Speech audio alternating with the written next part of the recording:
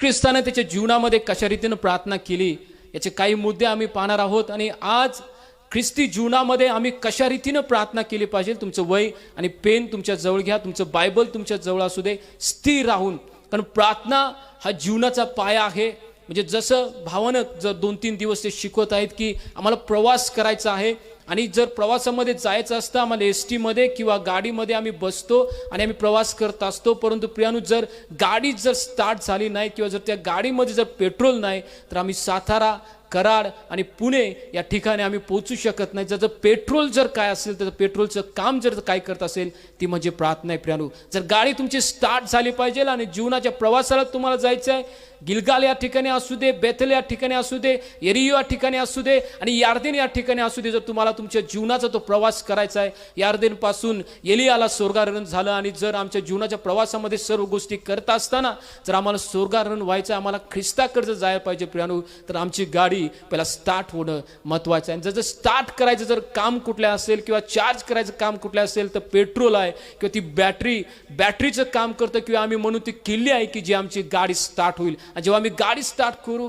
तर पेन सुसाट आम्ही जाऊ आणि त्याच्यानंतर कराड असेल, सातारा असेल, पुणा असेल, तसंच गिलगाल आणि त्याच्यानंतर बेथेल आणि यार्देन, यरियो आणि यार्देन या ठिकाणी आमचा प्रवास तो होईल। परंतु गाडी पहिला स्टार्ट झाली पाहिजे। येशू ख्रिस्तानं त्याच्या जीवनामध्ये या भूतलावरती असताना ज्या रीतीने प्रार्थना केली आणि प्रियानु फक्त तेच नाही, परंतु जेव्हा येशू ख्रिस्त हे जग सोडून गेलेत, कंटिन्यू आपल्यासाठी ते मध्यस्थी करत आहेत, कंटिन्यू आपल्यासाठी मध्यस्थी करत आहेत। देवाचं वचन आम्हाला काय सांगतं आम्ही त्याचा अभ्यास करूया। इब्री लोकास याचा 5वा अध्याय आणि 7वं वचन काय सांगतं आम्ही पाहूया प्रियानु। इब्री लोकास याचा 5वा अध्याय आणि 7वं वचन।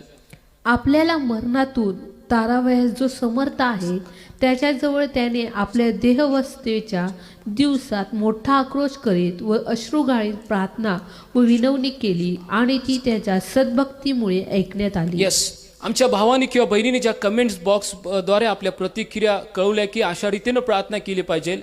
येशू ख्रिस्तानं त्याच्या जीवनामध्ये ज्या रीतीने प्रार्थना केली, काही लोकांनी सांगितलं आत्म्याने, खरेपणाने, काही लोकांनी सांगले विश्वासाने, काही लोकांनी म्हणले संशय न बाळगता, काही लोकांनी म्हटले की देवाची आत्म्यापासून आणि वचन वापरून। यस, सगळे उत्तर तुमचे बरोबर आहेत प्रियानु। येशू ख्रिस्त जीवनामध्ये ज्या रीतीने त्याने प्रार्थना केली ती प्रार्थना आम्ही नक्कीच पाहणार आहोत। वचन सांगते इब्री लोकास याचा 5वा अध्याय आणि 7व्या वचनामध्ये, आपल्या देहवासेत असताना येशू ख्रिस्तानं मरण्यानंतर सांभाळणारा किंवा उठवणारा जो परमेश्वर आहे त्याच्यावरती विश्वास ठेवून त्यानं ज्या रीतीनं प्रार्थना केली, वचन सांगतंय 5वा अध्याय 7वं वचन इब्री लोकास, मोठा आक्रोश करीत अश्रू ढाळीत त्यानं प्रार्थना केली प्रियानु। अश्रू ढाळीत प्रत्येक आत्म्यासाठी तो प्रार्थना करत होता। रात्री जाऊन तो संध्याकाळच्या वेळेमध्ये, तो सकाळच्या वेळेमध्ये आणि वचनातून आम्ही पाहणार आहोत ज्या रीतीने त्यानं प्रार्थना केली, ज्या वेळी तो प्रार्थनेला जायत होता त्याची प्रार्थना ती नॉर्मल नव्हती प्रियानु। जेव्हा तो प्रार्थनेला जायत होता त्या डोंगरावरती जेव्हा तो एकांती जायत होता तो आपले अश्रू डाळत होता। ते अश्रू कदाचित त्या लाजरससाठी असेल, ते अश्रू त्या 38 वर्ष दुःख न खाण्यासाठी असतील, ते अश्रू जी 12 वर्ष रक्तस्राव स्त्री असेल तिच्यासाठी होते, ते अश्रू ती याईरची कन्या होती तिच्यासाठी होते, ते अश्रू शतापतीचा जो चाकर मेला होता त्याच्यासाठी ते अश्रू होते। आणि प्रत्येक दिवसाला आणि प्रत्येक वेळेला जेव्हा येशू ख्रिस्त त्या डोंगरावरती ते जायत होते अश्रू ढाळून मोठ्या आक्रोश करून ते प्रार्थना करत होते। त्या ओझ्यानं ज्या बहिणीने कमेंट केली की कळवळ्यानं ते प्रार्थना करत होते, ते कळवळा त्यांच्या जीवनामध्ये होता। फक्त नॉर्मली प्रार्थना करायचे ते म्हणून करत नव्हते प्रियानु, तर त्यांचं हृदय ते तोडत होते।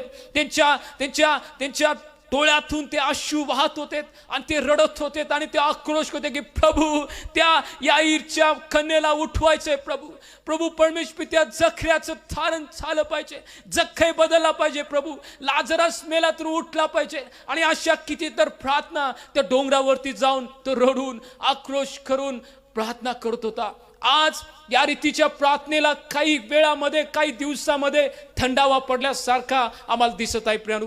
काही लोक आराधनेमध्ये सामील होतील, काही लोक संदेश सांगायला सामील होतील, काही संमेलनं घेतली जातील, काही मीटिंग्स भरले जातील, परंतु अशा किती लोक आहेत की इतर लोकांसाठी ते रडतात. असे किती लोक आहेत की ते आपल्या घरामध्ये असताना, आपल्या बेडरूम मध्ये असताना, जे आपल्या वैयक्तिक प्रार्थनेमध्ये जातात. इब्री लोकास 5:7 प्रमाणे येशू ख्रिस्तानं ज्या रीतीने प्रार्थना केली त्या रीतीने ते रडतात. आपल्या समाजासाठी, आपल्या मित्रासाठी, आपल्या नातेवाईकासाठी, आपल्या पैपावण्यासाठी रडून आक्रोश करून ते प्रार्थना करतात. किती लोक आज आहेत प्रभू, त्याचा थंडावा पडलाय काय? त्या गोष्टी आज कमी होत आहेत काय? प्रभू परमेश्वर त्या गोष्टीकडे लक्ष लावत आहे. कोण इतर आत्म्यासाठी रडतील, ज्याचा नाश व्हायला त्यासाठी कोण अश्रू ढाळतील, यासाठी परमेश्वर पाहत आहे. आणि येशू ख्रिस्तानं त्यावेळी केलं या भूतलावरती असताना. आणि जेव्हा ते पित्याजवळ उजवीकडे बसलेले आहेत तेच ते करत आहेत. आपल्यासाठी मागणारे भरपूर लोक आहेत, आपल्या गोष्टी परमेश्वराकडे मानणारे भरपूर लोक आहेत. आपल्या जीवनामध्ये मिराकल्स व्हावं, डिलिव्हरन्स व्हावं, आपल्याला ज्या गोष्टी पाहिजे त्या मिळावं, जोकर तुटली जावीत म्हणून उपवास आणि प्रार्थनेमध्ये जाणारे लोक भरपूर आहेत.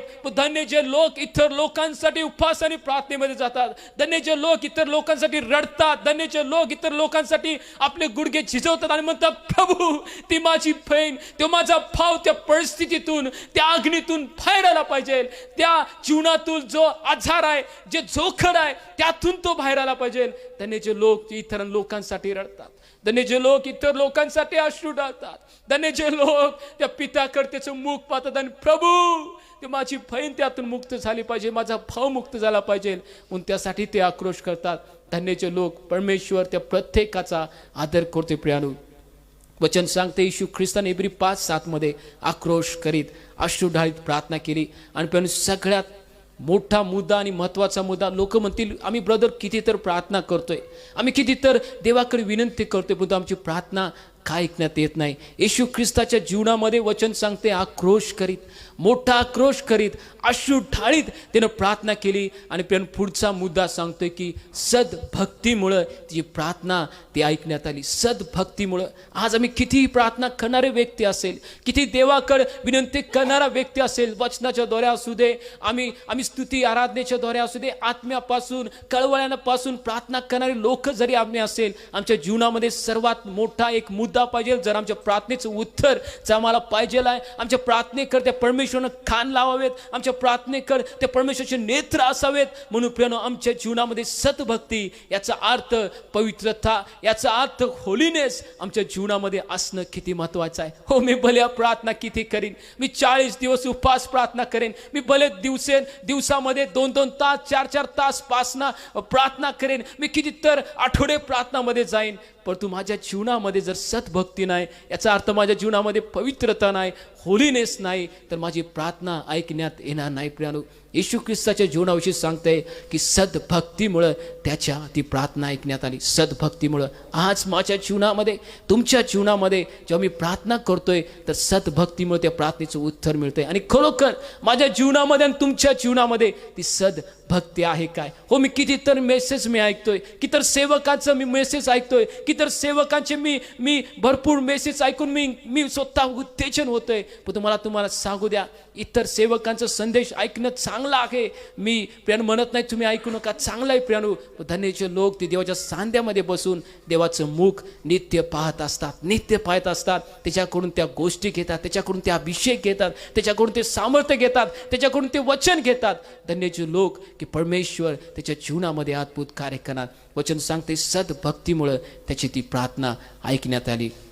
देवाचे एक महान सेवक आज भूतलावरती आहेत, मोठे प्रॉफिट आहेत प्रियानो, आणि भारतामध्ये ते आहेत आणि चेन्नई या ठिकाणी ते आहेत आणि आपली सेवा कार्य करतात. मोठे प्रॉफिट ते आहेत प्रियानो. भरपूर भविष्यवाणी त्यांनी केल्या आणि त्या भविष्यवाणी परमेश्वराने फुलफिल केल्या. जे देवाने त्यांना दाखवलं, सुनामी विषय असू दे, त्याच्यानंतर कोरोना विषय असू दे, की कोरोनानंतर जी महामारी येणार आहे त्याच्याविषयी देवाने ज्या त्यांना दृष्टांताद्वारे ज्या गोष्टी दाखवल्या आणि जेव्हा त्यांनी प्रॉफिसी केली त्या सर्व फुलफिल झाल्या. ते देवाचे सेवक जेव्हा आत्म्यामध्ये एकदा प्रार्थना करत होते, आपल्या रूममध्ये बसून हर एक व्यक्तीसाठी लोकांची लेटर्स त्यांच्याकडे आलेले होते प्रार्थना विनंतीसाठी, आणि ते देवाकडे रडत होते, प्रार्थना विनंती करत होते.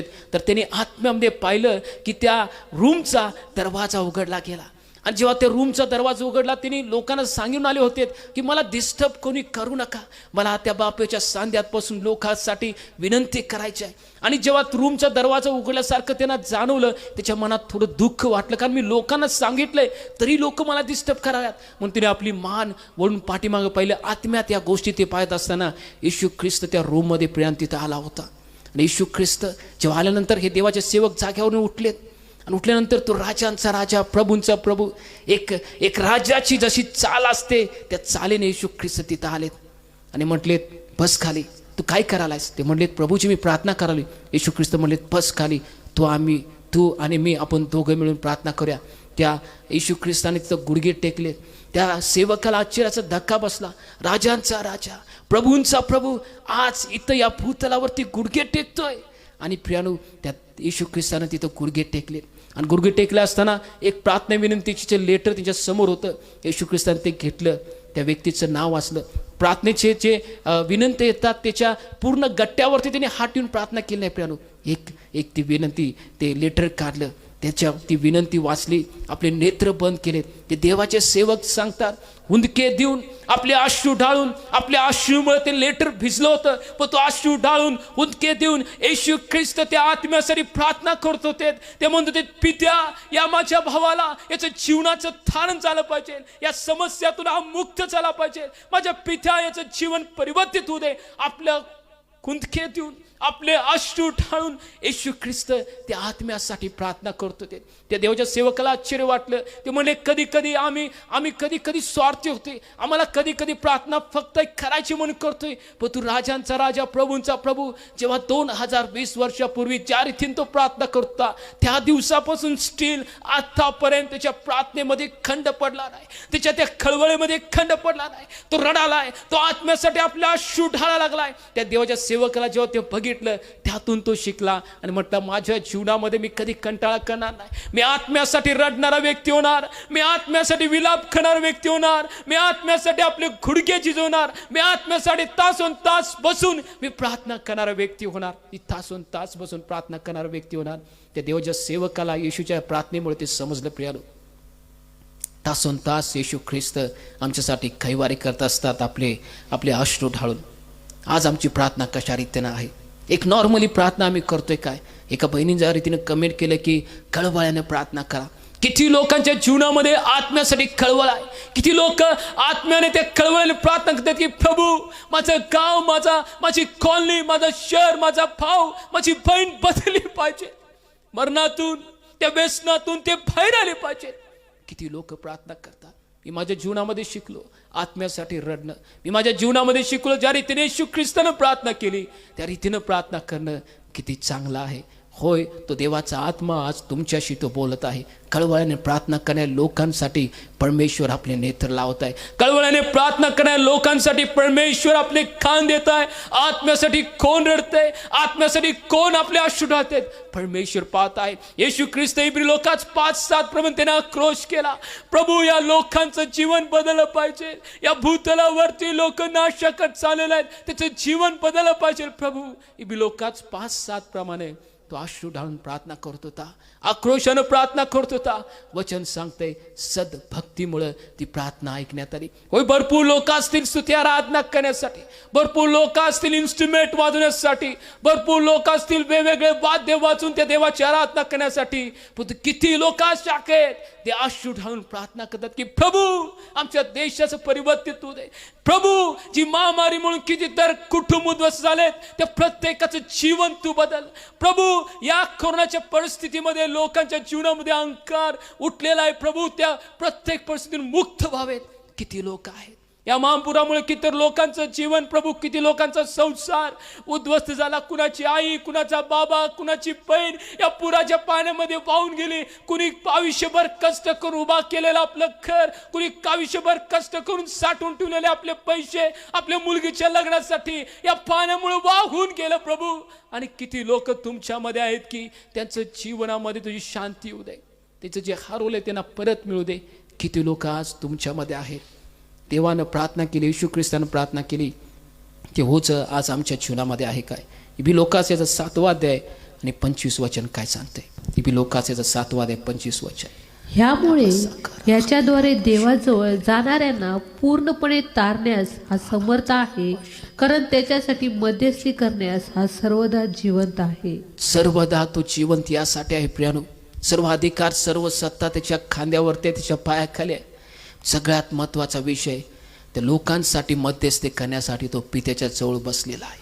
तो येशू ख्रिस्त पित्याच्या जवळ लोकांसाठी मध्यस्थी करण्यासाठी. मुकुट त्याच्या मस्तकावरती जरी असतील, सर्व सत्ता त्याच्याकडे दिली असेल, जगाचा तो न्याय करणार आहे परमेश्वर येशू ख्रिस्त. वचन सांगतंय लोका 7:25 मध्ये तो इतर लोकांसाठी मध्यस्थी करतोय. स्टील आता आजपर्यंत या वेळेपर्यंत तो आमच्यासाठी, लोकांसाठी, हरलेल्या आत्म्यासाठी तो मध्यस्थी करत आहे. तो मध्यस्थी करत आहे, तो रडत आहे, तो आक्रोश करत आहे. तो येशू ख्रिस्त आहे. त्या येशू ख्रिस्त जीवनामध्ये जे आम्ही स्वर्गामधल्या गोष्टी बघितल्या, तो भूतलावरती असताना तिने कशा रीतीनं प्रार्थना केली. आज आम्ही आमच्या जीवनामध्ये ज्या रीतीने सांगितले की आत्म्याने खरेपणाने प्रार्थना केली पाहिजे, या ज्या गोष्टी सांगितल्या प्यानू, परंतु आज किती तर लोक जेव्हा भेटतात, ब्रदर आम्ही प्रार्थना कशी करावी आम्हाला तुम्ही सांगा. आणि प्यानू देवाचं वचन आज आमच्याशी बोलत आहे. येशू ख्रिस्त या भूतलावरती असताना येशू ख्रिस्ताच्या जीवनाची जी प्रार्थना लाईफ कशी होती, प्रेयर लाईफ कशी होती आम्ही पाहूया. मार्क याचा 1 अध्याय आणि 35 वचन काय सांगते. मार्क याचा 1 अध्याय 35 वचन. येशू प्रार्थनेसाठी एकांतस्थळी जातो व पुढे कफरनहूम सोडतो. वचन सांगते मार्क याचा 1 अध्याय 35 वचन. मग तो सकाळी मोठ्या पहाटे सुटून येशू ख्रिस्त प्रार्थना करायला गेला. मार्क याचा 1 अध्याय 35 वचन. मग तो सकाळी मोठ्या पहाटे सुटून बाहेर गेला व रानात जाऊन तेथे त्याने प्रार्थना केली. वचन सांगते येशू ख्रिस्त ज्यावेळी भूतलावर जे होता, दिवसभर तो कष्टामध्ये होता, दिवसभर तो थकायचा, लोकांची प्रार्थना करून, लोकांना भेटून, वचन शिकून, पायी प्रवास करून तो थकायचा. तरी सुद्धा वचन सांगते भल्या पाटे उठायचा आणि प्रार्थना करायचा. भरपूर लोकांना जेव्हा मी विचारते, ब्रदर तुम्ही प्रार्थना करताय काय? होय आम्ही करतोय. कधी? संध्याकाळी, झोपत्या वेळी. सकाळी नाही हो, गडबड असते, कामाला जायचं असतं, बहिणी सांगतात हे आवरायचं असतं, ते आवरायचं असतं, जेवण करायचं असतं. प्यानो प्रत्येकाला आपलं कामधंदा आहे, प्रत्येकाला आपला संसार आहे. पण जर आम्ही सर्व मिळवलं आणि जर आमचा आत्म्याचा नाश केला तर उपयोग काय प्रियानो? आमची लढाईची सुरुवात होते ती सकाळपासून सुरुवात होते. झोपल्यानंतर, घरी आल्यानंतर आमची लढाई सुरू होत नाही. जेव्हा सकाळी आम्ही उठतोय आमची लढाई सुरुवात होते. आमच्या कामाच्या ठिकाणी, आमच्या व्यवसाय ठिकाणी, आमच्या शाळेमध्ये, आमच्या कॉलेजमध्ये, आमच्या कुटुंबामध्ये सैतान वेगवेगळ्या समस्या टाकून, वेगवेगळे प्रॉब्लेम्स आमच्या जीवनामध्ये टाकून, वेगवेगळे मोह टाकून आम्हाला पाडायसाठी तो प्रयत्न करत असतोय. वचन सांगतं येशू ख्रिस्त भल्या पहाटे सुटून तो प्रार्थना करत होता. आज भरपूर लोकांची सकाळची प्रार्थना नाही आहे, भरपूर लोकांची. आणि कोणी कोणी प्रार्थना केली तर 5 मिनिटं, 10 मिनिटं. वचन सांगते येशू ख्रिस्त भल्या पहाटे उठायचा, प्रार्थना करायचा, भरपूर थकलेला असायचा. लोकांच्या निंदे ऐकून शास्त्री परुष म्हणतो, अरे याला भूत लागले रे, अरे हा गर्वामध्ये रे, हा चुकीचं शिकवायला रे. लोक नावं ठेवत होते. रात्री जायचा, सकाळी जायचा, प्रभू या चरणाजवळ आलोय, तुझं मुख पाहतोय. दिवसभर या ठिकाणी जायचं, या गोष्टी करायच्या आहेत. लोक प्रश्न विचारा येतील, लोक वेगवेगळे कोडे टाकतील. प्रभू यांना उत्तर द्यायचं आहे. ते सामर्थ्य मला पाहिजे, ते अभिषेक मला पाहिजे, त्या गोष्टी मला पाहिजे. तो पित्याच्या सांध्यात जायचा. आज किती लोक सकाळी उठून प्रार्थना करतात. लोक म्हणतात नाही आम्हाला वेळ मिळत नाही. काही लोक उठतात, गुड मॉर्निंग जीजस तेवढंच म्हणतात, उठतात, आमेन, आपल्या कामाला लागतात. वचन सांगतंय येशू सकाळी उठून भल्या पाटे उठून प्रार्थना करत होता. पुढे वचन काय सांगते. मार्क याचा 6 अध्याय 46 आणि 47 वचन. व लोकांना निरोप देऊन तो प्रार्थना करावयास डोंगरावर गेला. आणि रात्र झाली तेव्हा तो मचवा समुद्राच्या मध्यभागी होता व तो येशू एकटाच जमिनीवर होता. वचन सांगते प्रियानो, मार्क जेव्हा आम्ही 1 अध्याय 35 वचन वाचलं, सकाळी येशू ख्रिस्त प्रार्थना संपवत होते, आपल्या सेवा कार्याला ते बाहेर पडत होते, सेवा कार्य करायचे. वचन इथं सांगते की जेव्हा त्यांनी सेवा कार्य केलं, कदाचित तो वेळ दुपारचा असेल किंवा सायंकाळचा असेल, पण वचन इथं सांगते की त्यांनी लोकांना निरोप दिल्यानंतर डोंगरावरती गेलेत आणि परत ते प्रार्थना करत होते. रात्रभर प्रार्थना करते, रात्रभर प्रार्थना करते. सकाळची प्रार्थना, दुपारची प्रार्थना, कदाचित संध्याकाळ असेल, आणि पुढे आम्ही बघणार आहोत की रात्रीची प्रार्थना. काय काय लोक फक्त सकाळी प्रार्थना करतील, सकाळी प्रार्थना करतील. जर आमच्या जीवनामध्ये जर आम्हाला वेळ मिळतोय, तो वेळ आम्ही मोबाईलमध्ये, तो वेळ आमच्या मित्रांमध्ये, तो वेळ आम्ही इकडं तिकडे घालण्यापेक्षा, तो वेळ टी व्हीच्या समोर बसून वेगळ्या गोष्टी पाहण्यापेक्षा आम्ही जर दररोज सकाळी देवाच्या सांध्यामध्ये जाऊन, दुपारच्या वेळेमध्ये देवाच्या सांध्यामध्ये जाऊन जर आम्ही प्रार्थना करतोय, जर आम्ही त्या देवाच्या चरणाकडे पाहतोय, आम्ही जर त्या देवाच्या मुखाकडे पाहतोय, प्रियानो वचन सांगते येशूच्या चित्त होती जी तुमच्या ठाई होती, येशू ख्रिस्ता ठाई होती ती तुमच्या ठाई असू दे. तर येशू ख्रिस्ताच्या प्रियानो त्या गोष्टी आम्ही शिकवत आहोत आणि आमचं रूपांतर आमच्या जीवनामध्ये होत आहे. येशू ख्रिस्ताने सकाळी प्रार्थना केली, येशू ख्रिस्ताने दुपारी प्रार्थना केली. पुढे वचन काय सांगते? लोक याचं 6 अध्याय आणि 12 वचन. लोक याचं 6 अध्याय आणि 12 वचन. त्या दिवसात असे झाले की एकदा तो प्रार्थना करावयास डोंगरावर गेला आणि रात्रभर देवाची प्रार्थना करीत वचन राहिला. सांगते लोक याचं 6 अध्याय 12 वचन. येशू ख्रिस्त रात्रभर प्रार्थना करत होता. रात्रभर, सकाळी प्रार्थना केली, दुपारी प्रार्थना केली, रात्रभर प्रार्थना करत होती. 3 वेळेस प्रभू येशू ख्रिस्त त्याच्या जीवनामध्ये प्रार्थना करतोय. प्रियानो भरपूर यहुदी लोक आहेत, 3 वेळेस जे मंदिरामध्ये जात होते. भरपूर दुसऱ्या लोक जे आहेत ते प्रियानो किती आपल्या जीवनामध्ये त्या गोष्टी करतात. जे आपले जे मुसलमान भाऊ आहेत ते 5 दिवस 5 वेळेस ते नमाज पडतात आणि ते देवाच्या सांध्यात जातात. परंतु आम्ही आमच्या जीवनामध्ये आम्ही किती वेळ प्रार्थना करतोय, आम्ही किती देवाच्या सांध्यात जातोय. वचन सांगते येशू ख्रिस्त सकाळी, येशू ख्रिस्त दुपारी आणि येशू ख्रिस्त रात्री सुद्धा प्रार्थना करत होता. काही लोक फक्त सकाळी प्रार्थना करतील. नाही, आता सकाळी प्रार्थना केली, दुपारची वेळ आहे, जरा टी व्ही बघत बसतो, जरा पिक्चर बघत बसतो, जरा या गोष्टी करतो, त्या गोष्टी करतो, जरा फिरून येतो, जरा असं करतो तसं करतो. अरे वेळ मिळालाय, लॉकडाऊन आहे, प्रार्थना कर, देवाच्या सांध्यात बस, देवाकडे आक्रोश कर, देवाकडे रड लोकांसाठी. परंतु प्रियानो लोक प्रार्थना करतात सकाळची 5 मिनिटं 10 मिनिटं, कोणी 1 तास पण करत असेल, पण जेव्हा वेळ मिळते प्रियानो लोक प्रार्थना करत नाहीत. जर आमच्या जीवनामध्ये आध्यात्मिक उन्नती जर आमची व्हायची आहे, आम्हाला प्रियानो त्या गिलगालमधून जर प्रियानो पुढं बेथेलमध्ये आणि त्याच्यानंतर यार्देन येरिओपासून यार्देनमध्ये जायचं आहे, आमच्या जीवनामध्ये तेवढं आम्ही चार्ज होणं किती महत्त्वाचं आहे. आमच्या गाडीमध्ये पेट्रोल असणं किती महत्त्वाचं आहे, आमची बॅटरी किती चार्ज असणं महत्त्वाचं आहे. जेवढी प्रार्थना करणार तेवढं आमच्या जीवनामध्ये प्रियानो आम्ही चार्ज होणार, तेवढा अभिषेक असणार, तेवढं सामर्थ्य असणार, तेवढं कृपादान असणार, तेवढं आम्ही जगातील मोह जिंकण्यासाठी आम्ही सामर्थ्यवान होणार. 5 मिनिटाची प्रार्थना, 10 मिनिटाची प्रार्थना तुम्हाला स्वर्गापर्यंत घेऊन जाऊ शकत नाही. 5 मिनिटाची प्रार्थना, 10 मिनिटाची प्रार्थना जगामध्ये असलेले मोह, सैतान ज्या रीतीनं गोष्ट करत आहेत त्याच्यामध्ये तुम्हाला टिकून ठेवू शकत नाही प्रियानो. कारण आम्ही जर 2019 मध्ये जर महापूर बघितला, त्याच्यापेक्षा जेव्हा आम्ही लोकांना विचारतोय पूर कसा होता हो, ते लोक सांगतात ब्रदर गेल्या वर्षी 2019ला जेवढं पाणी आलं होतं त्याच्यापेक्षा जास्त पाणी आलेलं आहे. या वर्षी तेवढं जास्त त्रास आम्हाला झाला. 2020 मध्ये जी महामारी होती कोरोनाची, त्याच्यापेक्षा 2021 मध्ये भारतामध्ये मरणाऱ्याची लोकसंख्या जास्त होती. माझ्या प्रियानु प्रभू येशू ख्रिस्ताच्या सामर्थ्य नावामध्ये मला तुम्हाला सांगू द्या, येत्या प्रत्येक दिवस जसे जात आहेत कठीण प्रसंग येत आहेत, कठीण गोष्टी आज जगभरामध्ये, देशांमध्ये, नगरांमध्ये, राज्यांमध्ये येत आहे. आणि या परिस्थितीमध्ये जर तुम्हाला टिकायचं आहे, तुमची प्रार्थनामय जीवन असणं किती महत्वाचं आहे. मी किती संदेश ऐकले, मी किती गोष्टी केल्या, मी किती गोष्टी लोकांना सांगितल्या, याच्यापेक्षा माझ्या जीवनामध्ये जर माझी वैयक्तिक प्रार्थना नाही, जर मी त्या बापाच्या सांध्यामध्ये बसून जर त्याचं चरण पाहत नाही, मी त्याचं मुख पाहत नाही, त्याच्याकडून सामर्थ्य, त्याच्याकडून जर मी कृपादान, त्याच्याकडून जर मी अभिषेक घेत नाही, त्याच्याकडून जर मी वचन घेत नाही प्रियानो, माझ्या सर्व गोष्टी व्यर्थ आहेत, माझ्या सर्व गोष्टी व्यर्थ आहेत. येशू ख्रिस्ताने सकाळी, दुपारी आणि रात्री प्रार्थना केली. दावीद काय म्हणते वचनामध्ये?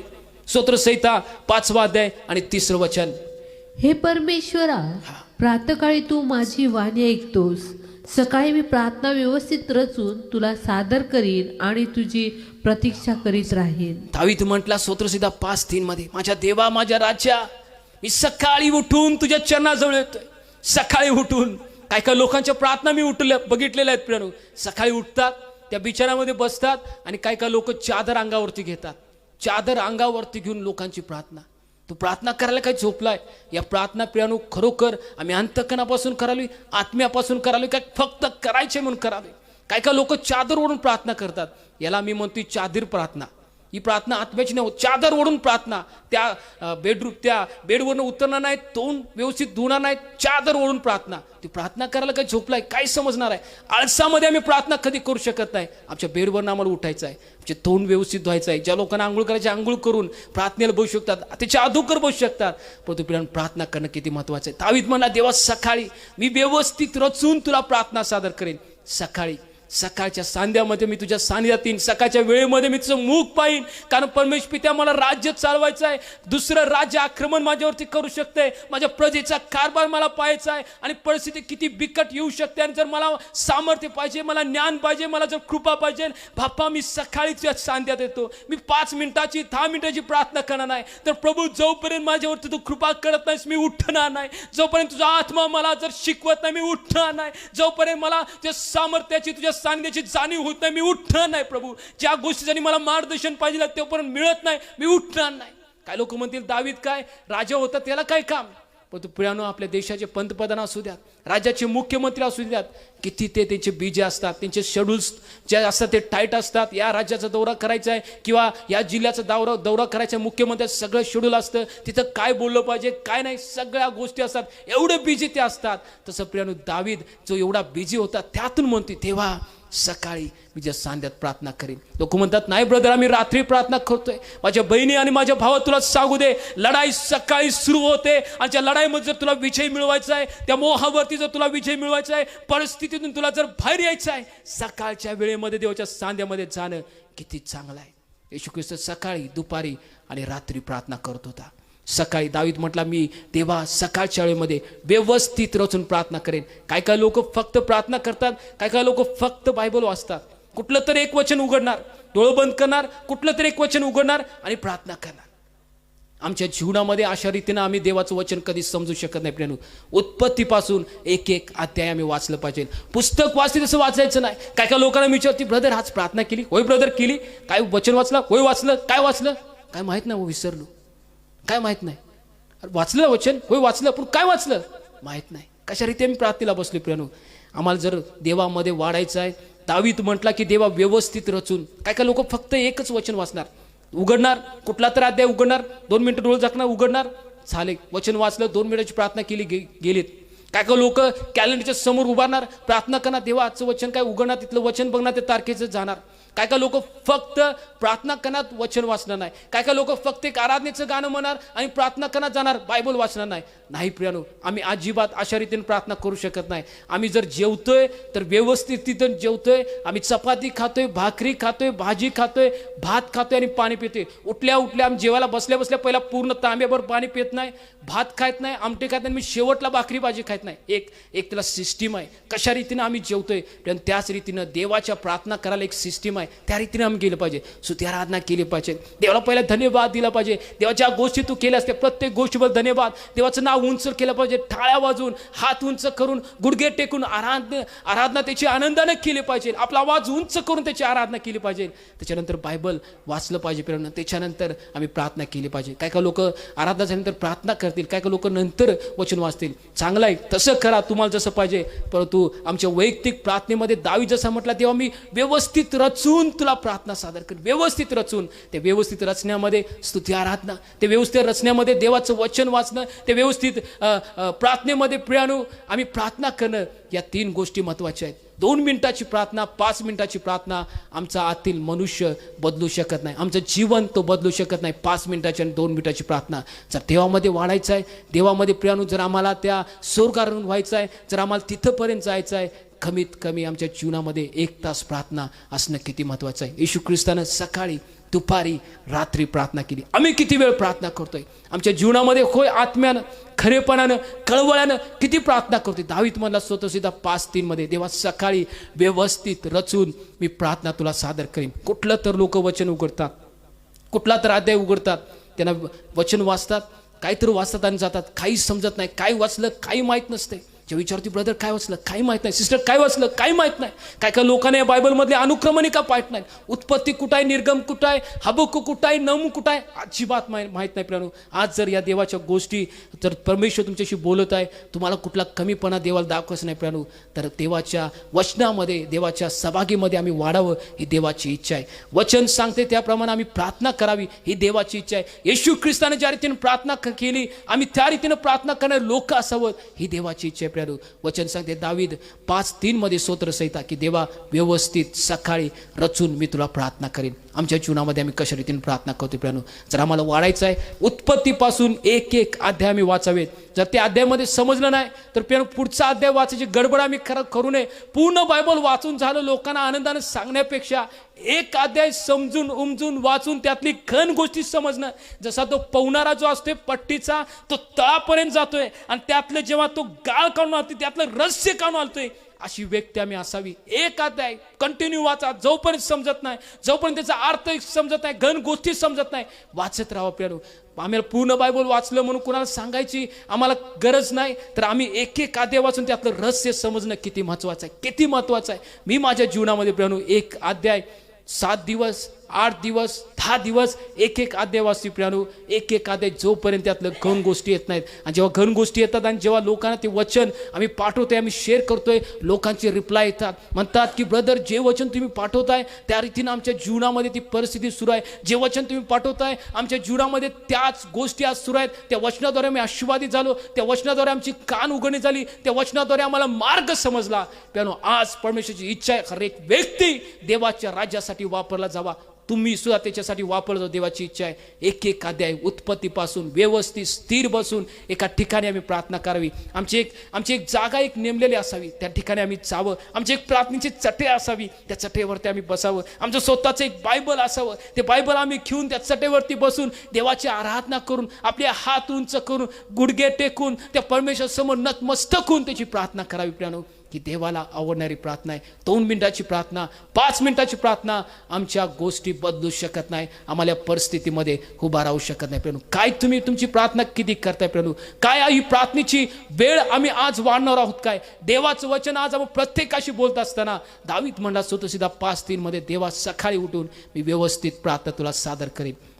तुम्हाला कामाला जायचं आहे लवकर उठून तर लवकर उठा प्रियानो. तुम्हाला 9ला जायचं आहे तर त्याच्या अगोदर उठून कमीत कमी 1 तास प्रार्थना करा. तुम्हाला सकाळी 7ला जायचं आहे आणि लवकर उठा, प्रार्थना करा. प्रार्थना केल्याशिवाय घरातून बाहेर पडू नका. जर तुमच्या जीवनामध्ये तुम्हाला जर मिराकल्स बघायचं आहे तर प्रियानो प्रार्थना करणं थांबू नका. एक भाऊ होते आणि प्रियानो त्या व्यक्तीला येशू ख्रिस्त माहीत नव्हता आणि प्रियानो ते त्याच्या गोष्टीमध्ये तो करत होता आणि तो एका भाजीच्या व्यापाऱ्याकडे तो कामाला होता आणि 1700 रुपये त्याला पगार होता प्रियानो, 1700 रुपये. मग तो म्हटला किती वर्ष मी राबा लागलोय परंतु मला त्यातून काय इन्कम जास्त दिसत आणि माझा खर्च भरपूर वाढायला लागलाय. तो म्हटला चला मी स्वतःचे व्यवसाय सुरू करतो. त्या भावानं कर्ज काढलं, कारण गरीब व्यक्ती होता, लोन त्याला काय बँक देत नव्हती, सावकाराकडून त्यानं कर्ज काढलं, 10 लाख रुपयाचे कर्ज काढलं, गाळा घेतला आणि प्रियानो भाजीचा व्यवसाय सुरू केला. काही दिवस गेले, त्या व्यवसायामध्ये तो लॉस केला आणि प्रियानो जेव्हा लॉस गेला आपलं डोकं धरून तिथं बसला होता आणि ते रडत होता, आक्रोश करत होता की काय माझी परिस्थिती झाली, कोण आहे का नाही देव, एवढं कष्टाने मी राबवली, प्रामाणिकपणे राबवली, पण तू माझी परिस्थिती बदलणार आहे का नाही, यातून मला कोण बाहेर काढणार आहे, कोण आहे का नाही देव. तर जेव्हा तो व्यक्ती बोलत होता, रडत होता, आक्रोश करत होता, येशू ख्रिस्त स्वतः आले, म्हणजे बाळा मी आहे, माझ्यावरती विश्वास ठेव. त्या भावानं आपलं जीवन येशू ख्रिस्ताला दिलं. प्रियानो तो चर्चला जायला लागला, येशू ख्रिस्ताला समजून घेतला, जी परिस्थिती सुधारायला लागली, बदलायला लागली. जो व्यक्ती 1700 रुपयासाठी महिनाभर राबत होता तोच व्यक्ती महिन्याला प्रियानो देवाने एवढं त्याला लिफ्टअप केलं, 2.5 लाख रुपये तो पगार कामगारांचा करत होता. एका देवाच्या सेवकाने ते इंटरव्ह्यू घेतला आणि म्हणले हे कसं तुमच्या जीवनामध्ये झालं, एक साधा व्यक्ती तुम्ही होता, 1700 रुपयाला राबणारा व्यक्ती, 2.5 लाख रुपये तुम्ही आज पगार करताय कामगारांचं, एवढी कशी उन्नती झाली. त्याने सांगितलं ब्रदर माझ्या जीवनामध्ये कुपित सांगतो, जे कुपित मला देवाच्या वचनातून मला समजलं, सकाळच्या वेळेमध्ये काही परिस्थिती असू दे, माझा ट्रक तिथं आलेला असेल, मालाचा ट्रक आलेला असेल, मला फोन्स येत असतील, काही परिस्थिती असतील, पण सकाळच्या वेळेमध्ये मी माझ्या बापाच्या सांध्यात बसतोय, तासभर त्याची आराधना करतोय, त्याचं नाव उंच करतोय, मी त्याचं वचन वाचतोय, मी त्याला धन्यवाद देतोय, मी त्याच्याकडे अश्रू ढाळतोय आणि मग त्या हुंबऱ्यातून मी पाऊल टाकतोय. ज्या हुंबऱ्यातून मी पाऊल टाकतोय आणि माझ्या कामाच्या ठिकाणी जातोय, परमेश्वर माझ्यासाठी मिराकल्स करतोय, अद्भुत गोष्टी करतोय. सगळं वाकड आहे ते सरळ करतोय, उंच आहे ते सपोर्ट करतोय, जे खोलगट आहे ते सपोर्ट करतोय, सगळ्या वाटा माझ्यासाठी तो वेगळा करतोय, का तो परमेश्वर माझा बाप आहे. प्यानो, आज भरपूर लोक प्रार्थनेला बसलेले असतात, प्रार्थनेला बस, धन्यवाद येशू, धन्यवाद येशू, धन्यवाद. मध्येच फोन येते कोणाचा, तर फोन मध्येच उचलला, हॅलो, हां बोला बोला बोला, हॅलो, प्रार्थना सुरू आहे, प्रार्थना वैयक्तिक प्रार्थना सुरू आहे, मोबाईल कर लक्ष, प्रार्थना सुरू आहे बहिणीची, अगं जरा बघ मधनच हागून, अरे बघ त्या गॅसवरती जर करपलं वाटतं, दूध उतवाला पुरगे जरा लक्ष दे. अरे प्रार्थना करायला तुम्ही, प्रार्थना लोक करतात पण लक्ष गॅसकडे आहे. प्रार्थना कर लोकांचं लक्ष त्या मोबाईलमध्ये, कुणाचा फोन आला. प्रार्थनेमध्ये लोक उठतात, फोनवरती बोलतात, आराधनेचे गाणं सुरू असते, धन्यवाद येशू तुला, येशू मसीह तेरे जैसा कोई नाही, गाणं म्हणत असतात, आराधना करत असतात, मधीच फोन येते, गाणं थांबवतात आणि फोन घेतात. कोण बोलते? हा साहेब, हा बरोबर, हा येतो, हा बरोबर. अरे काय आम्ही खेळ मांडलाय काय देवाच्या त्या उपस्थितीचा, त्या देवाच्या त्या सानिध्याचा आम्ही खेळ मांडलाय काय? आम्ही प्रार्थना करत ते बसते, पण तू मेन आमचं मन त्या गॅसकडे लागलंय, आमचं लक्ष त्या मोबाईलमध्ये कुणाचा फोन आलाय काय? उठतात लोक, गडबडीने जातात. किती आम्हाला गांभीर्य त्या देवाच्या सानिध्याचा आहे. आमच्या जीवनामध्ये जेव्हा आम्ही प्रार्थना करायला बसतोय प्रियानो, आमचा मोबाईल आमच्या जवळ नसतोय, आमचा मोबाईल दूर असतोय. आमची घरची लोक मोबाईल जर कोणाचा फोन आला तर उचलतात. खऱ्या देवाच्या लेकराचं ते चिन्ह आहे की देवाचं गांभीर्य त्याला माहीत असते. एखाद्या मंत्रीला, एखाद्या मोठ्या व्यक्तीला जेव्हा आम्ही भेटायला जातोय आणि जेव्हा त्याच्या रूममध्ये आम्ही जातोय, जायच्या अगोदर आमचा मोबाईल आम्ही सायलेंट करतोय, आमचा मोबाईल आम्ही प्रियानो सायलेंट करतोय, कारण डिस्टर्ब तिथं होऊ नये. आणि जेव्हा आम्ही बोलत असतोय त्या व्यक्तीबरोबर, एकटा मोठा व्यक्ती असेल आणि जेव्हा आम्ही त्याच्यावर संभाषण करत असतो, जर मध्ये फोन कुणाचा येतोय, फोन आम्ही उचलत नाही, पण त्या व्यक्तीवर संभाषण करतोय. घरातल्या कुणाचा येऊ दे, पण आम्ही उचलत नाही, त्या व्यक्तीवर संभाषण करतोय. परंतु आम्हाला ती व्यक्ती त्या देवापेक्षा मोठी वाटते.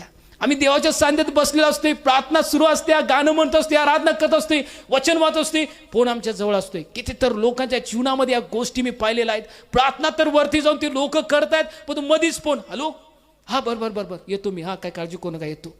अरे काय करायला आहे? देवाच्या सानिध्याचा, देवाच्या त्या उपस्थितीत तुम्हाला गांभीर्य नाही. आपलं जीवन ही बदलण्याची वेळ आहे, त्याच्या उपस्थितीचं गांभीर्य आम्हाला असू दे. दावीद म्हटला, तेव्हा तुझ्या उपस्थितीमध्ये मी उपडा पडून तुझी आराधना करतो. सर्व गोष्टी एका बाजूला, तिचं राज्य एका बाजूला, तिचं सैन्य एका बाजूला, तिचं ऐश्वर्य एका बाजूला, आणि तो म्हटला, देवा तुझ्या मंदिरामध्ये बसून तुझं मुख पाहणं मला किती आवडतंय. देवाच्या सानिध्याचा गांभीर्य आज आम्हाला आहे काय? आम्हाला गांभीर्य नाही. आमचं लक्ष त्या गॅसकडे आहे.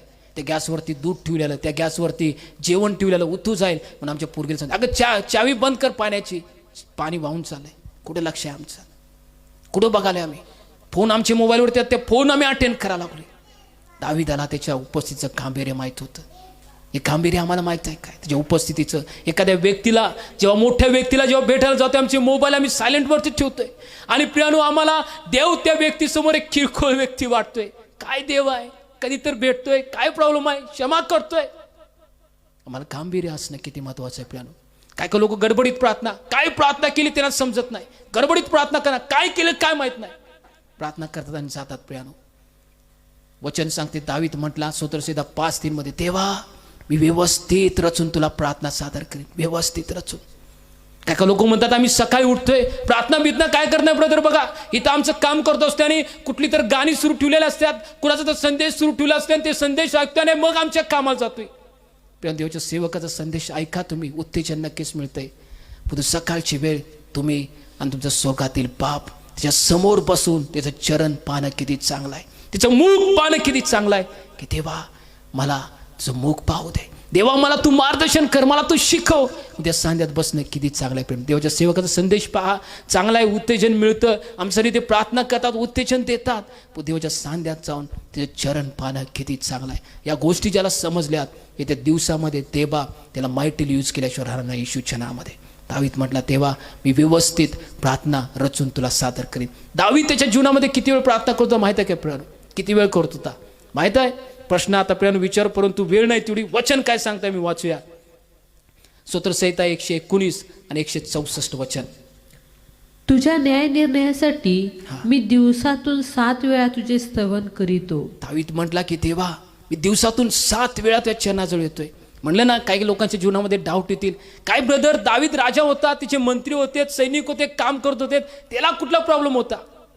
माझ्या प्रियानो, एका मुख्यमंत्री किंवा एखादा पंतप्रधान देशात जेवढा बिझी असतोय तेवढा प्रियानो तो दावीद राजा बिझी होता. कुठलं देश माझ्यावरती आक्रमण करते काय, माझ्या प्रजेची परिस्थिती कशी आहे, नवीन नवीन हत्यार मला तयार करायच्या, नवीन नवीन योजना मला तयार करायच्या आहे, त्याच्या माइंडमध्ये सुरू असतंय. परंतु ह्या परिस्थिती सुद्धा मध्ये तेव्हा दिवसातून 7 वेळा मी त्या सांध्यात येऊन तुझे स्तवन करतो, तुझं धन्यवाद देतोय. दावीदाला असंच म्हटलं नाही की माझ्या मनात सारखा मिळाला, त्याग त्याचा होता. मोठमोठ्या सेवकांना आम्ही बघतोय, आम्ही ब्रदर त्यांना तुम्ही बघत आचिला, आमची बहीण प्रीती त्यांना बघत आचिला, जेल आणि कोण देवाचे सेवक त्यांना बघत आचिला, म्हणत आचिला की मला तसं व्हायचं आहे, मला त्यांच्यासारखं बनायचं आहे. स्टेजवरती असलेल्या सेवकांना बघू नका, स्टेजच्या पाठीमागं जेव्हा त्याच्या घरामध्ये तो असतोय आणि आपलं गुडघे झिजत असतोय आणि आक्रोश करत असतोय, देवाकडनं त्या गोष्टी तो मागत असतोय, त्या सेवकाला बघा, मग तुमचं जीवन आशीर्वादित होईल. प्रियानो, स्टेजवरती असलेल्या सेवकाला बघून मला तसं व्हायचं आहे तेवढ्यावरतीच फक्त राहू नका. स्टेजच्या खाली त्याच्या रूममध्ये जेव्हा ते रडत असतोय, आक्रोश करताय, तासन तास देवाकडे बसून प्रार्थना करत असतोय, तासन तास बसून देवाकडे उपवास करत असतोय, त्या सेवकाने सेविकेला बघा जीवनामध्ये उन्नती होईल, जीवनामध्ये वाढचिला. फक्त स्टेजवर त्या सेवकाला बघून, सेविकेला बघून उन्नती कधीच होणार नाही. दावीद म्हटला तेव्हा मी व्यवस्थित रचून प्रार्थना सादर करीन. फक्त आम्हाला नुसतं बायबल वाचून जायचं नाही, फक्त प्रार्थना करून जायचं नाही, फक्त त्या कॅलेंडरच्या समोर बसून 2 मिनिटाची प्रार्थना करून आम्हाला जायचं नाही. प्रियानो, त्याच्या सांध्यात बसून दावीद म्हणता मी व्यवस्थित रचून प्रार्थना करणार. त्याच वेळी जेव्हा प्रार्थनेला बसणार, डिस्टर्ब करायला लोक येणार, तुम्हाला त्रास द्यायला लोक येणार, उठ प्रार्थना करू नकोस, कशाला प्रार्थना करायलाच, प्रार्थना काय करायची करू नकोस. पण प्रियानो, आम्ही म्हणतो की नाही मला देवाच्या सांध्यात बसायचं आहे. जेव्हा 1 तासभर आम्ही त्या चरणाकडे बघत राहतोय, मला तुम्हाला सांगू द्या की प्रत्येक परिस्थिती जी तुमच्या कुटुंबामध्ये सुरू आहे, जे कोण लोक तुमच्या जीवनामध्ये अडखळण घेऊन आलेत, प्रभू येशूच्या नावामध्ये त्या प्रत्येकाचं जीवन बदलायला तुम्ही पाहशीला. प्रियानो, एक व्यक्ती मला माहीत आहे, तरुण व्यक्ती जो जेव्हा व्यसनामध्ये होता, पापामध्ये होता, बेबिचारामध्ये होता, चारकर्मामध्ये होता, गुंडेगिरी करत होता, मारामारी करत होता, आणि 2020 मध्ये जेव्हा त्याचा फोन मला म्हणला की ब्रदर मला माझं जीवन बदलायचं आहे, मला पहिला वाटलं खरोखर हा म्हणा लागलाय काय, हा फक्त तात्पुरता म्हणा लागलाय.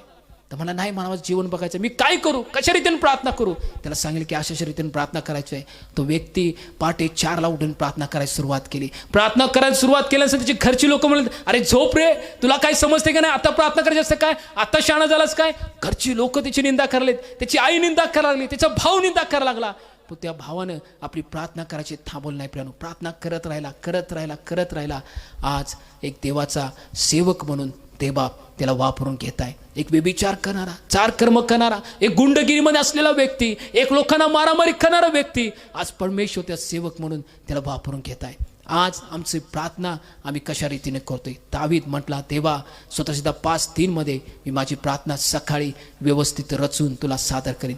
रात्रीची प्रार्थना करा प्रियानो, काम असल्यानंतर प्रार्थना करा, पण सकाळी आम्ही घरातून बाहेर पडताना प्रार्थना करणं किती चांगला आहे. आम्हाला ते सामर्थ्य, आम्हाला ते अभिषेक मिळेल. या आमच्या भावाची अमित बदनची साक्ष आहे. जेव्हा ते तिथं नवीन स्कीम तिने सुरू केली, अपार्टमेंट बांधत होते, आणि जेव्हा ते कॉलम काढायला सुरुवात केली तिनं, तिथं त्यांना भरपूर त्रास व्हायला लागला. ते कॉलम ढासळत होते, तिथं जे खड्डा पाडले ते ढासळत होते, त्याचं मन डिस्टर्ब व्हायला लागलं, त्याच्या जीवनात अशांती या लागली. आणि जेव्हा तो भाव एका ठिकाणी ओपनिंगला जाणार होता आणि प्रार्थना करत बसला की देवा तिथं वचन काय सांगायचं आहे. परमेश्वर वचनाद्वारे बोलला. नीतिसूत्र 16:3 मध्ये तो आपली सर्व कार्य माझ्यावर सोप, मी तुझे बेत सिद्धीस नेईन. त्या भावानं म्हटलं देवा आजपासून मी विचार करणार नाही, हे काम तुझं आहे, मी माझे विचार माझे बेत मी तुझ्या सोपून दिले, तू मार्ग लावणार.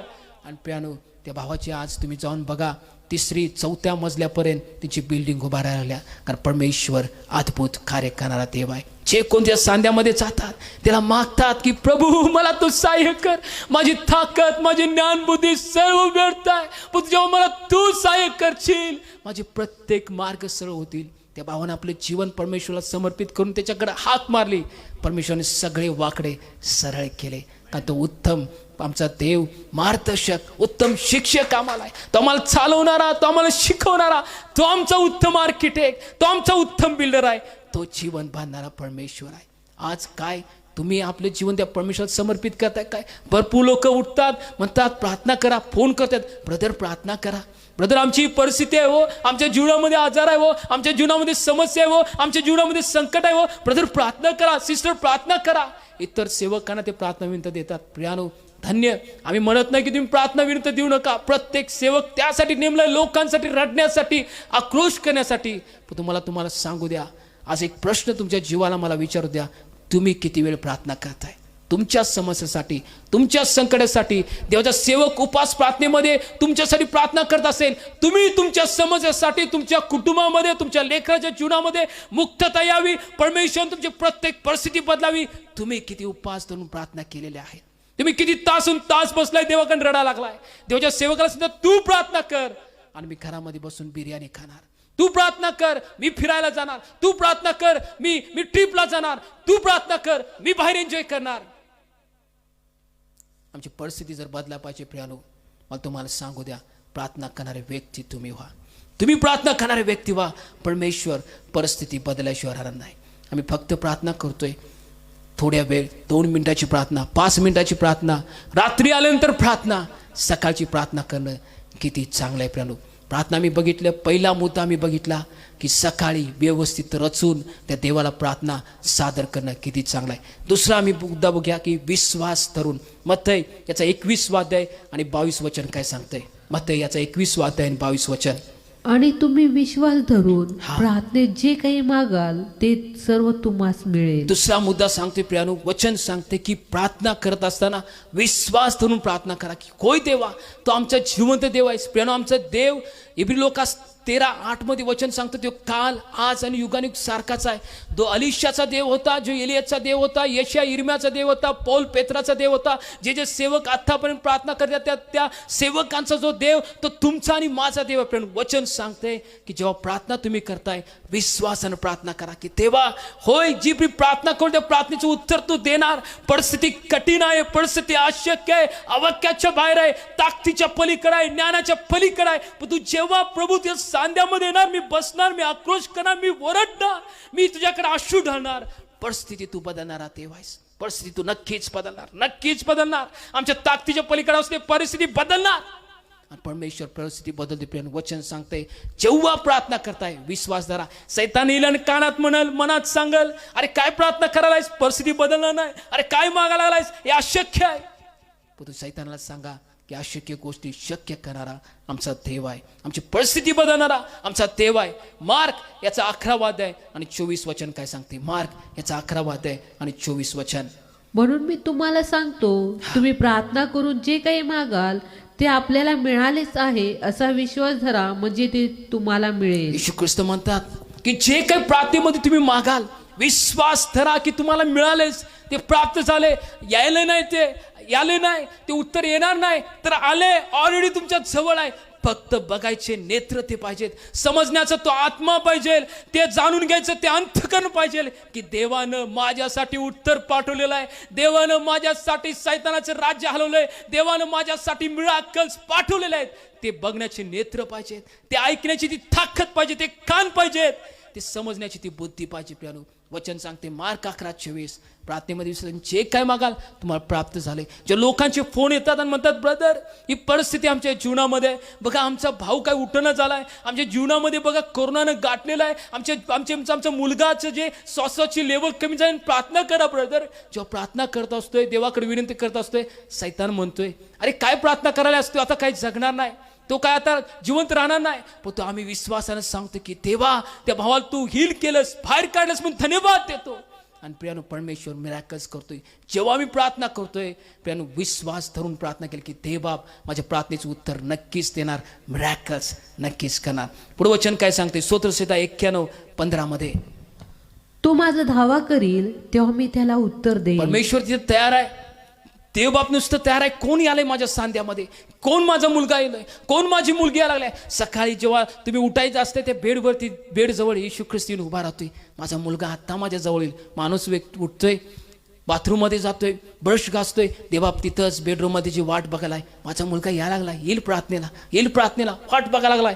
तो बेडरूममध्ये जातोय, आंघोळ करतोय, ब्रेकफास्ट करतोय, देवा वाट बघायला लागलाय, येईल माझा मुलगा, येईल माझी मुलगी, आत्ता सांध्यात बसेल, मग सांध्यात बसेल. तो वाट बघत असतोय, त्याचे नेत्र त्याचे वाटेकडे लागले असतात. मुलगा उठतोय, फ्रेश होतोय, दात घासतोय, मुलगा ब्रेकफास्ट करतोय, आपल्या कामाची बॅग येतोय, चांगला आवडतोय, कामाची बॅग येतोय आणि कामाला आपल्या जातोय. तो बाप तिथंच त्या बेडरूममध्ये वाट बघत राहतोय. आणि कशा मिराकलची आणि अद्भुत गोष्टीची आणि आशीर्वादाची आम्ही अपेक्षा करू शकतोय, ज्याच्याकडून आशीर्वाद येणार आहे, ज्याच्याकडून मिराकल येणार आहे, व ज्याच्याद्वारे आमच्या जीवनामध्ये अद्भुत कार्य होणार आहे. त्या सानिध्यातच आम्ही कधी गेलो नाही. कसं होणार प्रियानो? तात्पुरचा आशीर्वाद आम्हाला नको आहे, तात्पुरचं हिलिंग आम्हाला नको आहे. जर कायमचं टिकणारा आशीर्वाद आम्हाला पाहिजे, कायमचं टिकणार जर हिलिंग आम्हाला पाहिजे, आमच्या प्रश्नाचं कायमचं जर आम्हाला उत्तर पाहिजे, तर त्या बापाच्या सानिध्यात बसायला शिका. तासून तास जो वेळ मिळालाय त्या वेळामध्ये त्या सानिध्यात बसायला शिका. ब्रदर म्हणतात किती आमच्या जीवनामध्ये परिस्थिती आहे, आमच्या मुलग्याला जेव्हा दवाखान्यात आम्ही घेऊन जातोय, तात्पुरतं त्याला फरक पडतोय, पण तो काय बदलत नाही. किती आई बाप असे लोक आहेत की तासून तास त्या देवाच्या सानिध्यात बसतात, उपास प्रार्थना करतात आणि म्हणतात की देवा आमच्या जीवनावर असलेलं जोखड, आमच्या जीवनात असलेला वाढवण्याचा शाप तोडला जाऊ दे येशूच्या नावामध्ये. किती लोक आहेत प्रियानो, किती लोक आहेत. आज काही लोक जे बघत आहेत त्याच्या जीवनामध्ये या गोष्टी सुरू असताना परमेश्वराचा आत्मा आज बोलत आहे की त्या लोकांनी उपास प्रार्थनेमध्ये जाऊन जे काही शाप त्यांच्या जीवनामध्ये त्यांनी जर तोडतील, परमेश्वर अद्भुत कार्य त्यांच्या कुटुंबामध्ये केल्याशिवाय राहणार नाही. जे कोण माझी बहीण, जे कोण माझी भाऊ आपल्या लेकरांसाठी देवाकडे प्रार्थना करताय, रडत आहे, आक्रोश करताय, त्याला हिलिंग मिळावं म्हणून त्या देवाच्या सांध्यात उपास आणि प्रार्थनेच्या द्वारे जावा. परमेश्वर येत्या दिवसामध्ये तुमचा मुलगा ठीक झालेला येशूच्या नावामध्ये पाचशेला प्रियानो वचन सांगते. मार्क 11:24 मध्ये प्रार्थनेमध्ये विश्वासाने जे काय मागाल तुम्हाला प्राप्त झाले, विश्वास करा. यशाया याचा 58 अध्याय 58:9 वर्ड्स. तेव्हा तू हाक मारशील ती परमेश्वर ऐकेल, तू धावा करशील तेव्हा तो म्हणेल हा मी आहे. तो म्हणतोय की जेव्हा माझ्या मुला तू मला हाक मारशील मी आहे, जेव्हा तू मला हाक मारशील मी आहे तिथं. मी कान लावलं तुझ्या प्रार्थनेकडे. अरे हाक तर माग, अरे विनंती तर कर, बघ मला विनंती तर कर सातत्यानं. मी बघ तुझ्या जीवनामध्ये उलटा पालत करतोय का, तुझी परिस्थिती बदलते का नाही बघ. माझ्या जीवनाची स्वतःची साक्ष आहे प्रियानो, माझी परिस्थिती त्या परमेश्वरानं बदलली, त्या परमेश्वरानं माझी परिस्थिती बदलली. माझी स्वतःची साक्ष आहे की परमेश्वर मला त्या गोष्टीतून बाहेर काढून एक टाकलेला व्यक्ती, एक न कामाचा व्यक्ती, काही बॅकग्राऊंड नसताना, काही फॅमिली बॅकग्राऊंड नसताना त्या परिस्थितीतून काढून परमेश्वर इथं घेऊन आलाय. फक्त त्याच्या सांध्यामध्ये जाण्यामुळं, फक्त त्याचे नेत्र पाहण्यामुळं, फक्त ते चरण पाहण्यामुळं परमेश्वरानं ही परिस्थिती बदलल्या. आपल्याला आज आमची जर परिस्थिती बदलला पाहिजे, वचन सांगतं यशाया 58:9 मध्ये तो परमेश्वर कान लावून ऐकय. ते म्हणते मुला प्रार्थना तर कर मी आहे, प्रार्थना तर कर मी आहे, प्रार्थना तर कर मी आहे. 5 मिनिटाची आणि 10 मिनिटाची प्रार्थना आमची परिस्थिती नक्कीच बदलू शकत नाहीत प्रियानो. आम्हाला जर देवामध्ये वाढायचं आहे, अलौकिक गोष्टी जर पाहायच्या आहेत, आमची प्रार्थनेची वेळ आम्ही वाढवणं किती महत्त्वाचं आहे. प्रार्थनेची वेळ आम्ही बघितलं. दुसरा मुद्दा विश्वास धरून. तिसरा मुद्दा संशय न बाळगता. याकोब याचा 1 अध्याय आणि 6 वचन काय सांगतं? याकोब याचा 1 अध्याय आणि 6 वचन. पण त्याने काही संशय न धरता विश्वासाने मागावे, कारण संशय धरणारा वाऱ्याने लोटलेल्या व उचंबळलेल्या समुद्राच्या लाटेसारखा आहे. काय काय लोक प्रार्थना करतात, प्रार्थना करून उठतात, मागतात देवाकडे, परत मनात सैतान कानात येऊन सांगून जातोय की नाही होणार नाही, मग ते संशय बाळगतात. देवाचा सेवक अभिवचन देतोय, देवाचा सेवक सांगतो की ब्रदर या जीवनात तुमच्या गोष्टी होणार आहेत, मग संशय आम्ही बाळगतो, होईल काय खरोखर? परिस्थिती बदलणं काय? मला तर वाटत नाही. आतापर्यंत बदललं नाही, आतापर्यंत झालं नाही, खरोखर मला आरोग्यदान मिळेल काय? आतापर्यंत मला आरोग्यदान मिळेल नाही, आता कसं मिळेल? संशय बाळगतोय. तो संशय बाळगतोय. याकोब याचा 1 अध्याय आणि 6 वचन सांगतंय की त्याला काहीच मिळत नाही. जेव्हा मी प्रार्थना करतोय, होय परिस्थिती काही असू दे, मी माझ्या जीवनामध्ये संशय ठेवणार नाही, माझ्या जीवनामध्ये अविश्वास मी ठेवणार नाही, माझ्या जीवनामध्ये परमेश्वर नक्कीच ज्या गोष्टी मी मागालोय त्या करणार. आम्ही आमच्या प्रार्थनेमध्ये संशय कधीच बाळगू नये प्रियानो.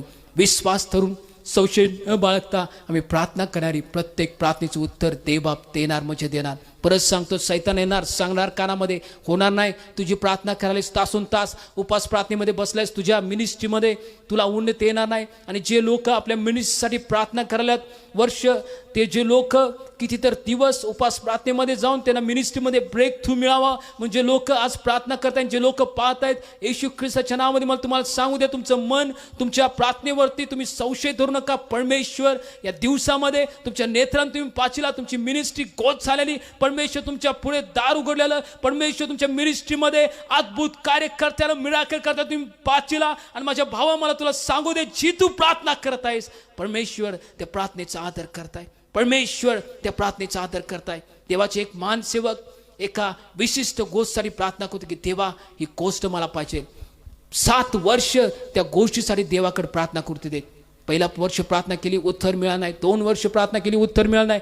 3 वर्ष, 4 वर्ष, 5 वर्ष, 7 वर्ष प्रार्थना केली, उत्तर मिळालं नाही. म्हणले, प्रभू 7 वर्ष मी मागालोय, मला का देना चालायस? मला दे, नाही तर माझं जीवन संपून टाक. प्रियानो, तो देवाचा सेवक आपला अविश्वास दाखवत होता. येशू ख्रिस्त तिथं आला आणि म्हटला की माझ्या मुला, मी तुझी प्रार्थना ऐकत नाही, कधीच असं नाही.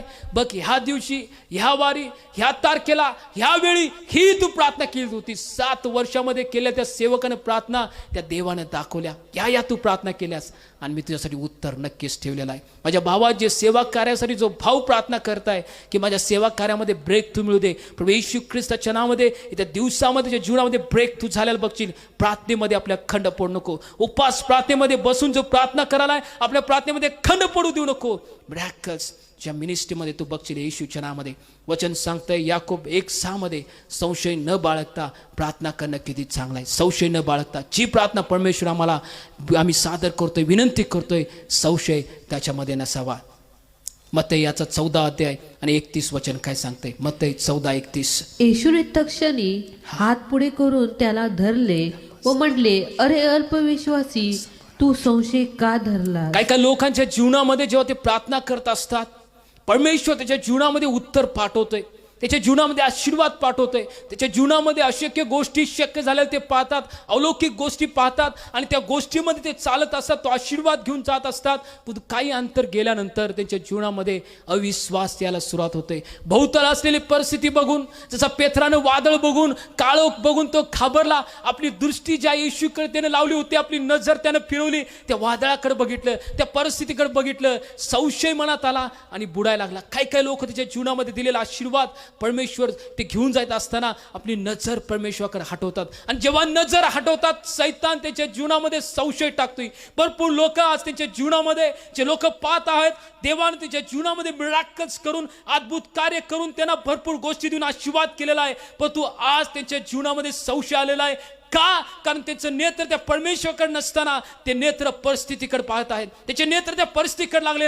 जसं पेत्र त्या परिस्थितीकडे बघत होता, त्या येशूकडनं त्याने नजर हटवली. आणि काही लोक जे आज पाहत आहेत, जे तरुण आज पाहत आहेत, ते परमेश्वर येशूच्या नावात मला तुम्हाला सांगू द्या, तुमचा आशीर्वाद जेव्हा तुम्ही कॅरी घेऊन जात असताना, तुमचा आशीर्वाद तुम्ही घेऊन जात असताना आपलं लक्ष या जगाकडे लावू नका. आणि काही लोकांनी आपलं लक्ष या जगाकडे लावलेलं आहे.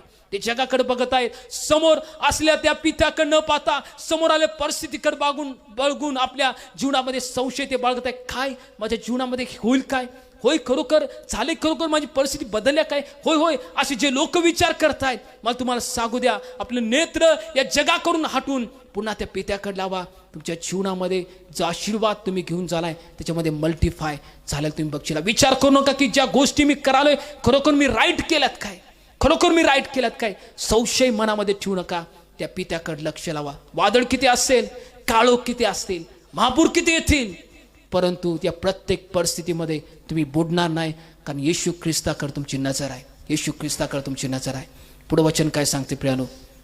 आम्ही बघितलं, सकाळच्या वेळेमध्ये व्यवस्थित रचून आम्ही प्रार्थना परमेश्वर सादर करणे, विश्वास धरून आम्ही प्रार्थना करणे, संशय न बाळगता 3रा मुद्दा आम्ही प्रार्थना करणे. 4था मुद्दा, जेव्हा मी प्रार्थनेला बसतोय, मी माझ्या जीवनामध्ये ज्या गोष्टी करालोय आत्तापर्यंत या 22 वर्षामध्ये, त्या गोष्टी आज मी तुम्हाला शिकवलंय प्रियानो.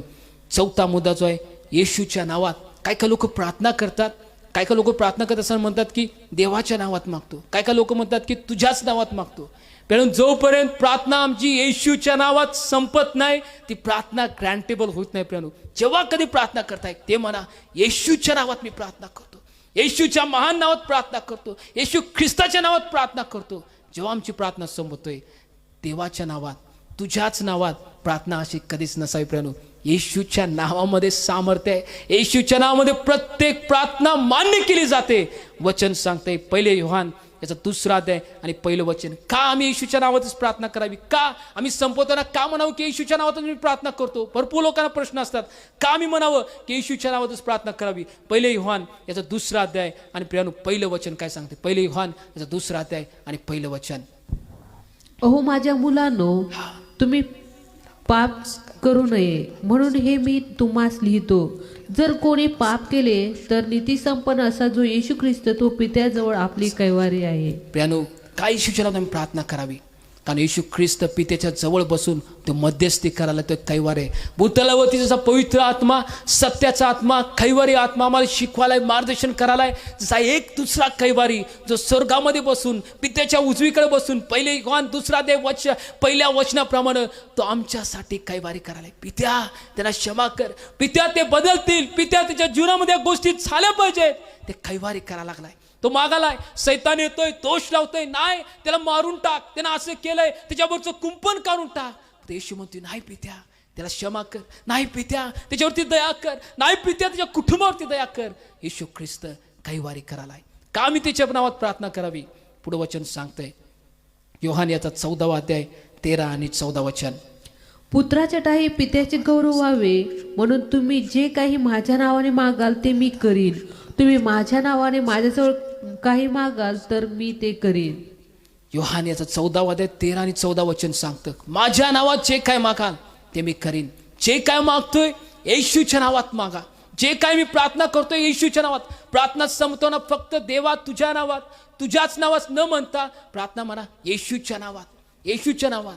काही भाऊ काही बहीण कदाचित त्यांना माहीत नसल्यामुळे म्हणतात की देवा तुझ्या नावात मागतो, तुझ्या नावात विनंती करतो. अजिबात नाही प्रियानो. आजपासून जे लोक अशा रीतीने प्रार्थना करतात त्याची प्रार्थना बदलली पाहिजे. म्हटलं पाहिजे येशूच्या नावात मी प्रार्थना करतो, येशूच्या सामर्थ्य नावात मी प्रार्थना करतो. कारण वचन सांगतं योहान 14 13 आणि 14 मध्ये, माझ्या नावात जे काय मागाल ते मी करीन. कारण प्रियानो आमची प्रार्थना जेव्हा वरती जाते, योहान याचा 14 अध्याय आणि प्रियानो 6 वचन सांगतं की येशू मार्ग, सत्य आणि जीवन आहे. ते स्वर्गाचं दार येशू ख्रिस्त आहे. जर त्या स्वर्गात तुमची प्रार्थना जर एंट्री करायला पाहिजे तर ते दार तुम्ही वाजवलं पाहिजे. ते दार, त्या दाराचं नाव येशू ख्रिस्त आहे. जेव्हा तुम्ही म्हणता येशूच्या नावात मी प्रार्थना करतो, त्यानं तुमच्या प्रत्येक प्रार्थनेचं उत्तर ते बाप देण्यासाठी समर्थ आहे. एकाच नावामध्ये ग्रँटेबल केले जाते, एकाच नावामध्ये प्रार्थना मान्य केल्या जातात, एकाच नावामध्ये सैतान हरला जातो, एकाच नावामध्ये सैतान डळमळतो. ते नाव येशू ख्रिस्ताचं नाव आहे. येशू ख्रिस्ताचं नाव आहे. प्रणू पुढे वचन काय सांगतं? योहान याचा 15 अध्याय आणि 16 वचन. तुम्ही मला निवडले नाही तर मी तुम्हाला निवडले व तुम्हाला नेमले आहे. ह्यात हेतू हा की तुम्ही जाऊन फळ द्यावे, तुमचे फळ टिकावे आणि जे काही तुम्ही माझ्या नावाने पित्याजवळ मागाल ते त्याने तुम्हाला द्यावे. वचन सांगते जे काही पित्याकडं माझ्या नावानं मागा. येशू ख्रिस्त म्हणतात माझ्या मुला, माझ्या लेकरा, माझ्या नावानं जे काय मागाल माझा पिता तुम्हाला देईल. माझ्या नावानं मागा. येशू म्हटले अजून तुम्ही माझ्या नावानं काय मागलं नाही, माझ्या नावानं मागा, मी देईन, माझा पिता देईन. जेव्हा मी प्रार्थना करतोय येशूच्या नावात प्रार्थना करतो, येशूच्या नावात प्रार्थना करतो, जेव्हा मी मागणार प्रियानो परमेश्वर आमच्या प्रार्थना कॅन्टेबल करणार. येशू ख्रिस्त म्हटले जेव्हा काय तुम्ही माझ्या नावाने पित्याकडे मागाल पिता तुम्हाला देईल, पिता तुम्हाला देईल, पिता तुम्हाला देईल. जे काही ठेवलेलं आहे, जे काही स्वर्गामध्ये आशीर्वाद आहेत, जे काही ते पित्याचं आहे, जेव्हा येशूच्या द्वारे आम्ही त्याच्याकडे जातोय ते सर्व आशीर्वाद येशू ख्रिस्ताच्या द्वारे आम्हाला मिळतात. प्रियानो येशूच्या नावात मागणं किती चांगलं आहे. पुढे वचन सांगतं योहान याचा 16 अध्याय आणि 24 वचन.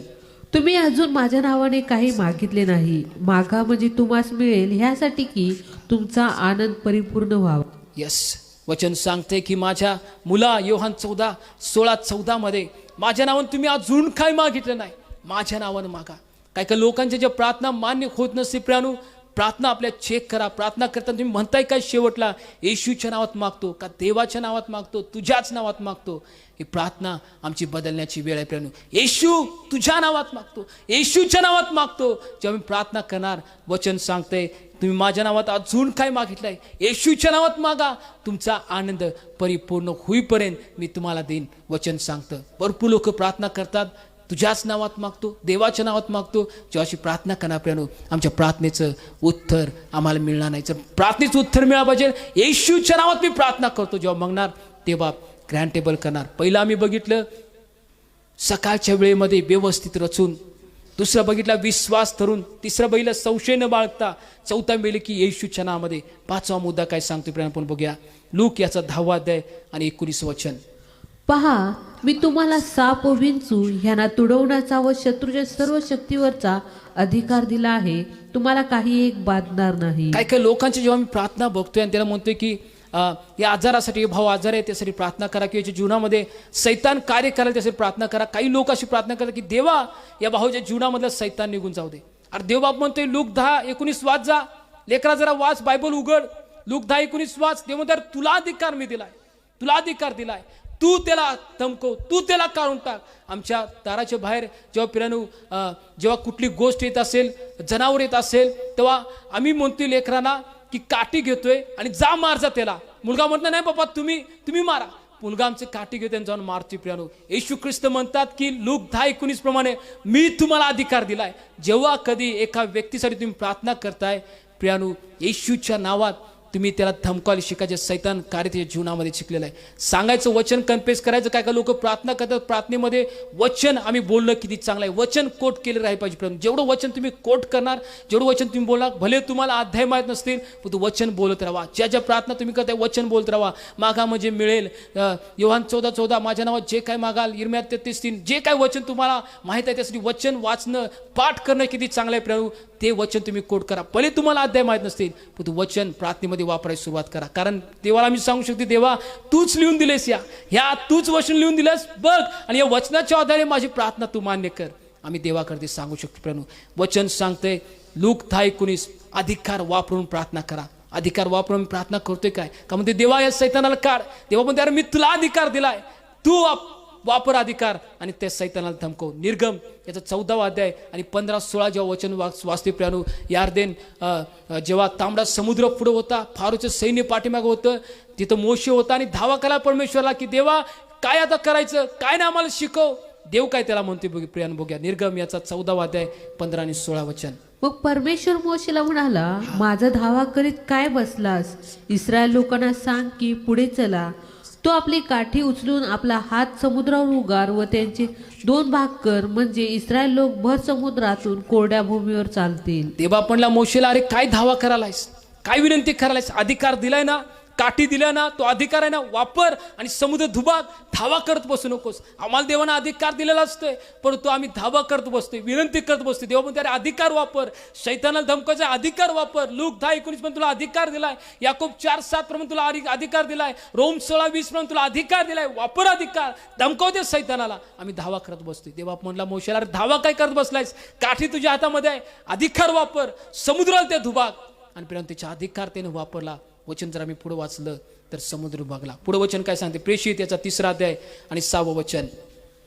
मग पेत्र म्हणाला, माझ्याजवळ सोने रुपये काय नाही, पण जे आहे ते तुला देतो. नासुरी येशू ख्रिस्ताच्या नावाने चालू लाग. प्रियानो पेत्र इथं अशी प्रार्थना केली. तो लंगडा मनुष्य जो प्रेषित 3रा अध्याय तुम्ही वाचताय. देवा मी प्रार्थना करतो की लंगडा उठू दे. देवा मी तुझ्याकडे मागतोय जो लंगडा आहे तो उठू दे, तो चालायला लागू दे. येशू ख्रिस्ताच्या नावामध्ये पेत्र म्हटला, येशू ख्रिस्ताच्या नावामध्ये मी तुला सांगतो उठ आणि चालायला. त्याचा अधिकार त्याला माहित होता. प्रियानो प्रेषित लोकांना त्यांचा अधिकार माहित होता. जे सेवक देवाचे सेवा कार्य करतात त्यांना त्यांचा अधिकार माहित आहे की देवाने मला अधिकार नेमलाय, मला अपॉइंट केलंय. या भूतलावरती, त्या शहरावरती, ज्या ठिकाणी मी राहिलाय तिथं मला अधिकार दिलाय परमेश्वरानं. ते अधिकार त्यांना माहीत असल्यामुळे ते अधिकार वापरतात. आज आम्ही आमचा अधिकार समजून घेऊन आम्ही वापरायला शिकूया. प्रियानो प्रार्थना अधिकार करायला शिका. जेव्हा शास्त्रीय परुष आले त्यांनी म्हणले येशू शिक्षण बघून अरे अधिकाराने शिकवते, त्याचे आम्ही लेकरे आहोत, आम्ही सुद्धा अधिकाराने प्रार्थना करायला शिकलं पाहिजे. प्रभू येशूच्या नावामध्ये या सैतानाला मी तुला धमकावतो, सोड याला. पण तो अधिकार वापरणं आम्ही शिकलं पाहिजे. त्या अधिकारानं प्रार्थना करणं आम्ही शिकलं पाहिजे. नाही प्रभू या सैतानाला काढ, या आजाराला काढ, या समस्येला काढ. अधिकारानं वापरायला शिका. प्रेम अधिकारानं जेव्हा त्याच्या सानिध्यामध्ये तुम्हाला बसायची सवय लागेल तेव्हा अधिकारानं बोलायचं तुम्हाला ऑटोमॅटिक समजेल. जसा घरामध्ये जसं मुलगा असतोय त्याच्या अधिकारानं तो वावरत असतोय. कोण पाहुणा आला असं वावरत नाही प्रियानो. अधिकारानं मम्मी मला हे दे, पप्पा मला हे दे. त्याचं बसणं उठणं ते स्वतःचं घर असल्या मग कुठेही बसतोय. जो नेहमी त्या पित्याच्या घरामध्ये जो बसणं उठणं असतोय अधिकारानं तो जीवन जगणार. अधिकारानं आम्ही देवाच्या घरामध्ये नेहमी बसणं उठणं आमचं आहे काय, नेहमी आमच्या सांध्यात बसतोय काय? जर बसत आहे प्रियानो तर अधिकारानं आम्ही वापरणार. आज आम्ही 5 मुद्दे बघितलेत की आम्ही प्रार्थना कशी करावी. वचन आम्ही वाचल्याप्रमाणे, देवाच्या गोष्टीतून आम्ही समजून घेतल्याप्रमाणे प्रियानो, पहिले ज्या वेळेला संशय न बाळगता व्यवस्थित रचून काहीतरी प्रार्थना, एकच अध्याय वाचून, एकच वचन वाचून, नुसती प्रार्थना करून स्तुती आराधना न करता अजिबात नाही. स्तुती आराधना, प्रार्थना, वचन किंवा स्तुती आराधना, वचन, प्रार्थना अशी प्रार्थना आम्ही केली पाहिजे. दुसरं बैल विश्वास धरून, तिसरं बैल आम्ही संशय न बाळगता, चौथं बैल येशूच्या नावात आमच्या प्रार्थना करायच्या आहेत, आणि 5वं आम्ही बघितलं अधिकारानं. आणि प्रियानो, गेल्या शनिवार मी शिकवलो होतो जो 6वा मुद्दा की सर्वदा प्रार्थना करा निरंतर न थकता. लूक याचा 18वा अध्याय पहिलं वचन सांगतंय, न थकता तुम्ही प्रार्थना करा.